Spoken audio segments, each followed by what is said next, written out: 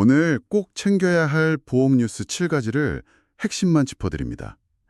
청취자님, 혹시 매달 통장에서 조용히 빠져나가는 그 돈이 진짜 위기의 순간에 작동하는 방패인지 의심해 본 적 있으신가요? 네, 아니면 그저 내 심리적 불안감을 담보로 한 거대한 금융사의 수익 모델인지 말이죠. 맞아요.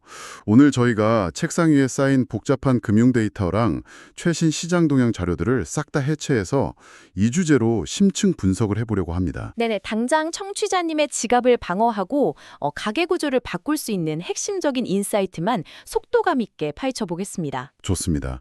당장 내 주머니에서 줄줄 새는 돈을 막는 구조조정 이야기부터 해보죠. 자료 중에 가장 눈에 띄는 50대 부부의 가계 다이어트 사례가 있거든요. 아, 그 사례 진짜 흥미롭죠. 네, 월 소득이 500만 원인데 매월 그 보험료로만 172만 원을 지출하고 있었단 말이죠. 매달 52만 원씩 만성 적자를 보고 있었고요. 그러니까 소득의 35% 이상을 위험 대비에 쏟아붓느라 현재의 삶이 무너지고 있는 전형적인 푸어 상태인 거죠. 근데 흔히 사람들은 주식에서 손실 보는 것만 위험이라고 생각하잖아요. 맞습니다. 사실 과도한 안전장치를 유지하려고 매달 확정적인 마이너스 현금 흐름을 만드는 게 그게 가장 치명적인 재무적 위헌이거든요. 그렇죠. 그래서 이 부부가 들고 있던 상품을 뜯어보니까 보장 범위가 극도로 좁은 CI 보험이랑 고액 종신 상품이 문제였어요. 네, 여기서 그 CI, 그러니까 매우 중대한 질병 상품의 구조를 좀 짚고 넘어가야 하는데요. 이름만 들으면 내가 큰 병 걸렸을 때 무조건 돈을 턱턱 내어줄 것 같잖아요. 아유, 실제 약과는 전혀 다릅니다. 단순히 뇌졸중 진단을 받았다고 돈이 나오는 게 아니라 의학적으로 영구적인 신경결손 같은 극단적인 조건이 충족되어야 하거든요. 와, 진짜 까다롭네요. 네. 그래서 제가 이걸 5등급 태풍에만 펴지는 우산이라고 부르는 겁니다. 발병 확률은 높지만 치료가 가능한 초기 단계 질환들은 대부분 그물망을 빠져나가요. 약간 파생상품 같은 구조네요. 근데 소비자는 이걸 완벽한 건강 방패로 착각하고 엄청난 프리미엄을 내고 있는 거고요. 바로 그겁니다. 그래서 이 부부가 아주 파격적인 결단을 내리죠. 이 CII 상품과 고액 종신 상품을 과감하게 해지해버립니다. 오, 거기서 해지환급금으로 5,600만 원을 돌려받았다고 나오네요. 네네. 근데 보통은 여기서 매몰 비용 오류에 빠지거든요. 내가 지금까지 부은 돈이 얼만데 이걸 깨 하면서요. 맞아요. 원금 손실이 아까워서 억지로 끌고 가잖아요. 근데 이 부분은 손실 확정을 두려워하는 대신에 그 5,600만 원으로 주택담보대출 잔액을 전액 상환해버렸습니다. 대박. 그러니까 일어날지 모르는 질병에 베팅하는 돈을 빼서 100% 확률로 내 계좌를 갉아먹는 대출 이자라는 확정 손실을 제거한 거네요. 아주 명쾌한 차익 거래를 한 셈이죠. 대출 원리금 51만 원이 사라지고 170만 원대 보험료가 대폭 줄어들었으니까요. 와, 계산해보니까 매월 52만 원 적자에서 순식간에 월 123만 원 흑자로 돌아섰어요. 방어막을 조금 얇게 조정했을 뿐인데 매달 현금 흐름이 170만 원 넘게 창출된 거죠. 청취자님, 이건 진짜 오늘 당장 가계부에 열어서 소득 대비 보험료 비율 점검해 보셔야 합니다. 방어막이 오히려 가계를 찌르는 창이 되고 있을 수도 있으니까요.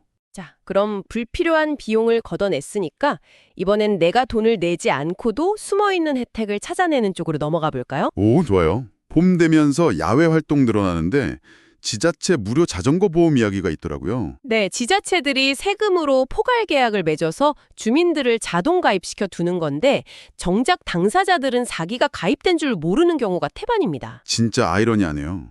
내 세금으로 운용되는 건데 내 돈으로 병원비를 내고 있다니. 그렇죠. 주민등록만 되어 있으면 일괄 적용되는 당연한 권리거든요. 근데 여기서 가장 중요한 건 과거 사고도 소급 청구가 가능하다는 점입니다. 잠깐만요. 과거 사고도요? 상법상 청구권 소멸시효 때문인가요? 정확합니다. 사고일로부터 3년 이내라면 과거 사고도 청구할 권리가 살아있습니다. 와, 진짜요?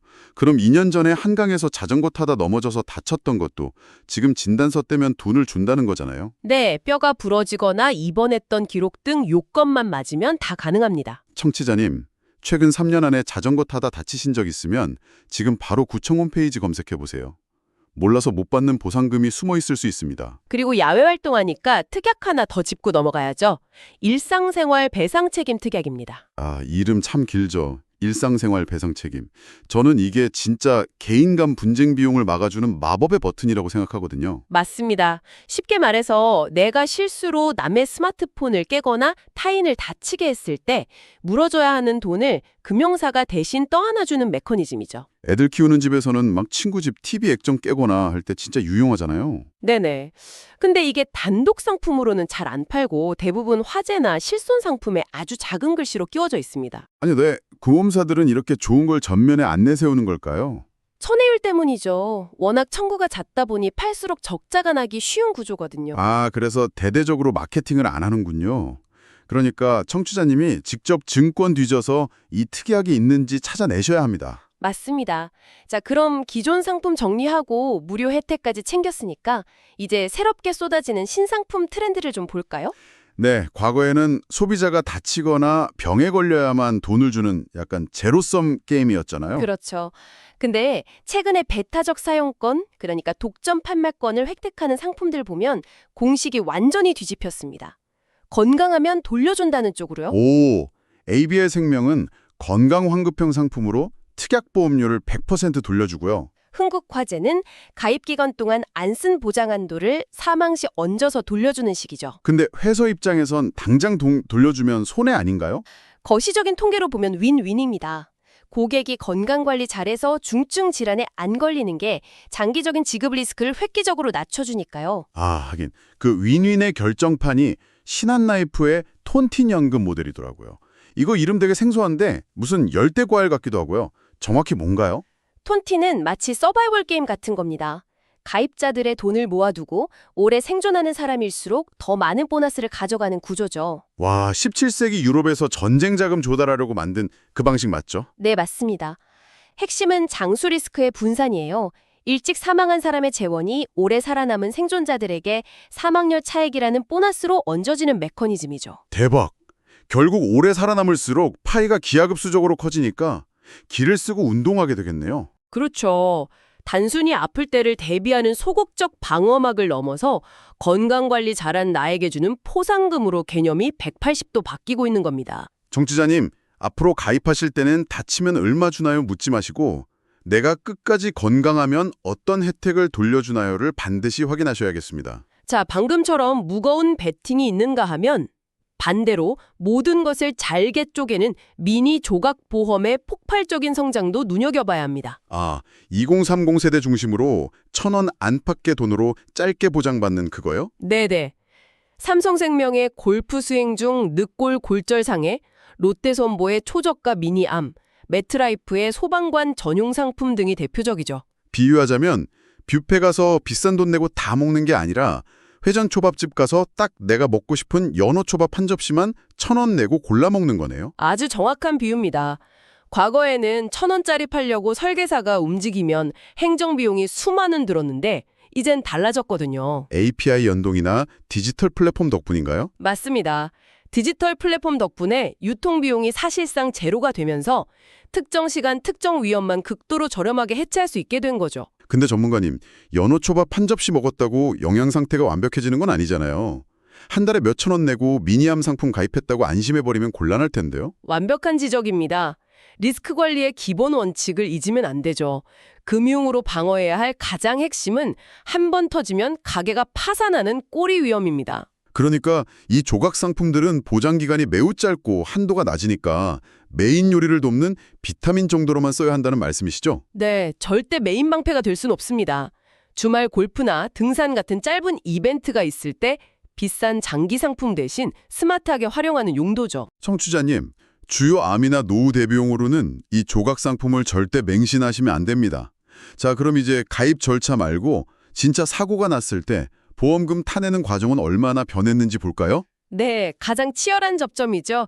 DB손해보험이 도입한 대화형 AI 에이전트, 즉 로보텔러 이야기가 빠질 수 없습니다. 자동차 사고 접수부터 보험금 지급 전 과정을 대화형으로 처리한다던데 솔직히 사고 나서 멘탈 나갔는데 기계음으로 일반 누르세요 그러면 더 짜증날 것 같거든요. 단순한 버튼식 ARS가 아닙니다. 챗봇 지옥을 떠올리시면 안 되고요. 생성형 거대 언어 모델 기반이라 사람처럼 아주 자연스럽게 대화합니다. 아, 진짜요? 그럼 막 운전자가 패닉 와서 뒷목이 너무 아프고 차는 찌그러졌어요 하고 두서없이 소리쳐도 이해를 하나요? 그럼요. AI가 사고 접수 후 30분 내에 먼저 전화를 걸어서 그런 비정형 음성 데이터를 분석해냅니다. 상해 여부나 차량 상태를 파악해서 시스템에 자동 입력해주죠. 대박이네요. 알아서 병원 정보 입력하고 미비 서류까지 요청한다니 실질적인 인공지능 비서네요. 맞습니다. 스마트폰 위치 정보 연동해서 현장 출동 요원 배차도 하고요. 신분증 사진 문자로 보내달라고 능동적으로 요청도 합니다. 상담원 연결 기다리던 시간이 획기적으로 줄어드는 거죠. 청취자님, 앞으로 교통사고 났을 때 긴장하지 마시고 보험사에서 걸려오는 AI 전화를 피하지 마세요. 편안하게 대화하듯 상황을 설명하시면 보험금 지급이 훨씬 빨라집니다. 네네, 이제 사람 상담원보다 더 정확하고 빠르게 절차를 밟아주는 세상이니까요. 자, 숨고프게 달려온 오늘 집중 탐구 어느덧 마무리할 시간이네요. 전문가님, 오늘의 가장 중요한 포인트 딱 한 문장으로 정리해 주시죠. 오늘의 가장 중요한 포인트.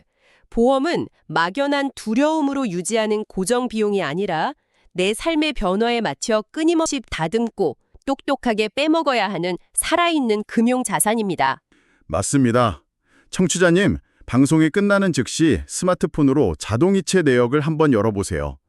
매달 성실하게 빠져나가는 그 10몇만 원의 돈이 진짜 나를 위한 든든한 방패인지 아니면 그저 관성적으로 내고 있는 금융사의 배를 불리는 구독료인지 말이죠. 네, 시대가 변하고 기술이 발전하는 만큼 우리의 금융 지능도 업데이트되어야 하니까요. 다음 시간에도 여러분의 지갑을 지켜줄 예리한 소식으로 돌아오겠습니다. 함께해 주신 청취자님, 감사합니다.